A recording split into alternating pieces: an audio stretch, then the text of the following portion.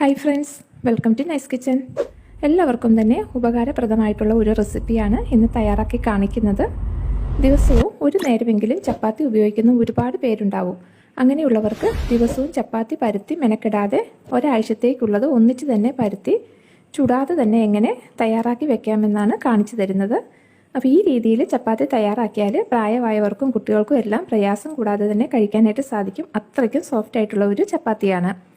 Recipe ഇഷ്ടമാകുകയാണെങ്കിൽ like ചെയ്യാനും share ചെയ്യാനും page follow ചെയ്ത് സപ്പോർട്ട് ചെയ്യാനും മറക്കല്ലേ ഫ്രണ്ട്സ്. ചപ്പാത്തി തയ്യാറാക്കാൻ 7 കപ്പ് ഗോതമ്പ് പൊടിയാണ് എടുത്തിരിക്കുന്നത്. 7 കപ്പ് പൊടിക്ക് 7 കപ്പ് വെള്ളമാണ് എടുത്തേക്കുന്നത്. ഇതിലേക്ക് പാകത്തിന് ഉപ്പ് ചേർത്ത് നല്ലതുപോലെ ഒന്ന് യോജിപ്പിക്കാം. ഇനി ഇത് നമുക്ക് തിളയ്ക്കാനായിട്ട് സ്റ്റൗവിലോട്ട് വെക്കാം. അപ്പോൾ ഈ ഒരു സമയം പൊടിയിലേക്ക് 1 ടേബിൾ സ്പൂൺ നെയ്യ് ചേർത്ത് കൊടുക്കാം. എന്നിട്ടിത് നല്ലതുപോലെ ഒന്ന് യോജിപ്പിച്ചെടുക്കാം.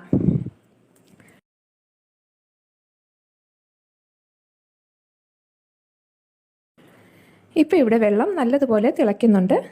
ഇനി സ്റ്റൗ നമുക്ക് ഓഫാക്കി വെള്ളം പൊടിയിലേക്ക് ചേർത്ത് കൊടുക്കാം. വെള്ളം ചേർത്ത ഉടനെ തന്നെ ഇതുപോലെ നല്ലതുപോലെ ഇളക്കി യോജിപ്പിക്കണം. ഞാൻ ആശീർവാദിൻ്റെ ആട്ടപ്പൊടിയാണ് എടുത്തിരിക്കുന്നത്. ഇതിന് 7 കപ്പ് അളവ് വെള്ളം കറക്റ്റാണ്.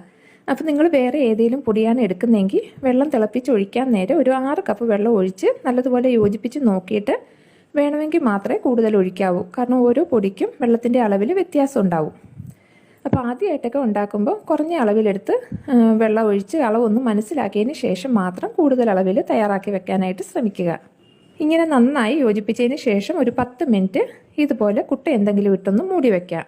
ഒരിക്കലും നമ്മൾ പാത്രം വെച്ച് അടച്ച് മൂടരുത്. അങ്ങനെ ചെയ്താൽ ആവി വെള്ളം വീണ് പൊടി വീണ്ടും അങ്ങ് ലൂസായി പോകും. 10 മിനിറ്റിന് ശേഷം കുഴച്ചെടുക്കാൻ വേണ്ടി കയ്യിൽ അല്പം എണ്ണ തൂക്കാം. ഇനി കുറേശ്ശെ പൊടിയെടുത്ത് ഇതുപോലെ നല്ലതുപോലെ ഒന്ന് കുഴച്ചെടുക്കാം.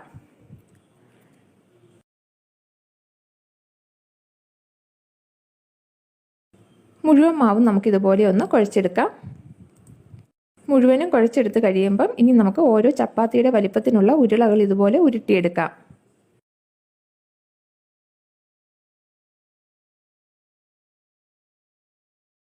ഇപ്പോൾ ഇവിടെ മുഴുവൻ മാവും ഉരുളകളാക്കി വെച്ചിട്ടുണ്ട്.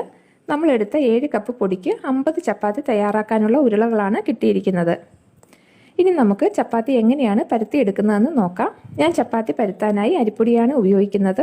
എപ്പോഴും പരത്തി ഫ്രിഡ്ജിൽ സ്റ്റോർ ചെയ്യാൻ നല്ലത് അരിപ്പൊടി ഇട്ട് പരത്തിയെടുക്കുന്നതാണ്. ഇനി ഒരു ഉരുള നമുക്കൊന്ന് പ്രസ് പാനിൽ ഞെക്കിയെടുക്കാം.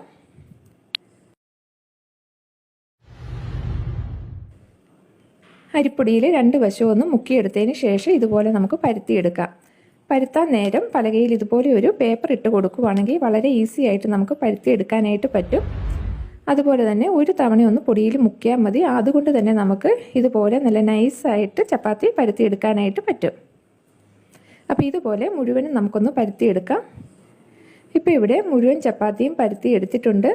ഇനി ഇതെങ്ങനെയാണ് കേടാവാതെ ഒരാഴ്ച വരെ ഫ്രിഡ്ജിൽ സൂക്ഷിക്കുന്നതെന്ന് നോക്കാം.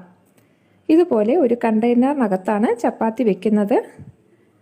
ആദ്യം തന്നെ ഇതിൻ്റെ അടിഭാഗത്ത് കുറച്ച് ടിഷ്യൂ പേപ്പർ ഇട്ട് കൊടുക്കാം. ഇനി ഇതിലോട്ട് പരത്തി വെച്ചതിൽ നിന്നും കുറച്ചെടുത്ത് വെക്കാം. ഒരു 8-10 എണ്ണം വീതം വെച്ച് കൊടുക്കാം. ഇതിൻ്റെ മുകളിലേക്ക് വീണ്ടും ടിഷ്യൂ പേപ്പർ ഇട്ട് അടുത്ത ലെയർ വെക്കാം. അപ്പോൾ ഇതുപോലെ മുഴുവനും നമുക്കൊന്ന് അടുക്കി വെക്കാം. മുഴുവനും അടുക്കി വെച്ചതിന് ശേഷം ഏറ്റവും മുകളിലും ഇതുപോലെ മുഴുവൻ സ്ഥലവും കവർ ചെയ്യുന്ന രീതിയിൽ ടിഷ്യൂ പേപ്പർ ഇട്ട് കൊടുക്കാം. ഇനി ഇത് നല്ലതുപോലെ അടച്ചു വെക്കാം. ഇങ്ങനെ ഒരാഴ്ച വരെ കേടാവാതെ ഫ്രിഡ്ജിൽ വെച്ച് ഉപയോഗിക്കാനായിട്ട് പറ്റും. ഫ്രിഡ്ജിൽ നിന്ന് നമ്മൾ ചുടാൻ വേണ്ടി എടുക്കുമ്പോൾ മൂടി തുറക്കുന്ന സമയത്ത് മുടിയിലുള്ള വെള്ളം പാത്രത്തിലേക്ക് വീഴാതെ സൂക്ഷിച്ച് വേണം തുറക്കാനായിട്ട്. ഇനി ടിഷ്യൂ പേപ്പർ മാറ്റി എത്ര ചപ്പാത്തിയാണോ നമുക്ക് ആവശ്യമുള്ളത് അത് നമുക്ക് പുറത്തെടുത്ത് വെക്കാം.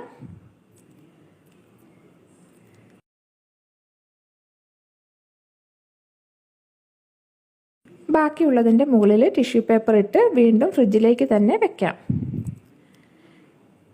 ഇനി ഒരു പാൻ ചൂടാക്കി അതിലേക്ക് ഓരോ ചപ്പാത്തി വീതം ഇട്ട് നമുക്ക് ചുട്ടെടുക്കാം. അപ്പോൾ ചപ്പാത്തി ഇട്ട് അല്പസമയം കഴിയുമ്പോൾ തന്നെ മറിച്ചിടണം. മറിച്ചിട്ടതിന് ശേഷം ഇതിൻ്റെ മുകൾ ഭാഗത്ത് എല്ലാ ഭാഗത്തും ബബിൾസ് വരുമ്പോൾ വീണ്ടും ഒന്ന് മറിച്ചിട്ട് ചെറുതായിട്ടൊന്ന് പ്രസ് ചെയ്ത് കൊടുത്താൽ മതി. അപ്പോൾ ഇതുപോലെ ഒറ്റ കൊമ്പളയായിട്ട് നമുക്ക് കിട്ടും. ഇപ്പോൾ ഇവിടെ നമ്മൾ മുഴുവനും ചുട്ടെടുത്തിട്ടുണ്ട്. അപ്പോൾ ഇത് നമ്മൾ രാവിലെ ചുട്ട് വെച്ചാൽ ഉച്ചയായാലും ഇതുപോലെ തന്നെ സോഫ്റ്റ് ആയിട്ടിരിക്കും. അതുകൊണ്ട് തന്നെ കുട്ടികൾക്കൊക്കെ സ്കൂളിലേക്ക് കൊടുത്തു വിടാനും വളരെ നല്ലതാണ്. അപ്പോൾ ഈ ഒരു റെസിപ്പി ഇഷ്ടമായാൽ ലൈക്കും ഷെയറും ചെയ്ത് സപ്പോർട്ട് ചെയ്യുക. റെസിപ്പിയെക്കുറിച്ചുള്ള അഭിപ്രായം താഴെ ഒന്ന് കമൻറ്റ് ചെയ്യുക.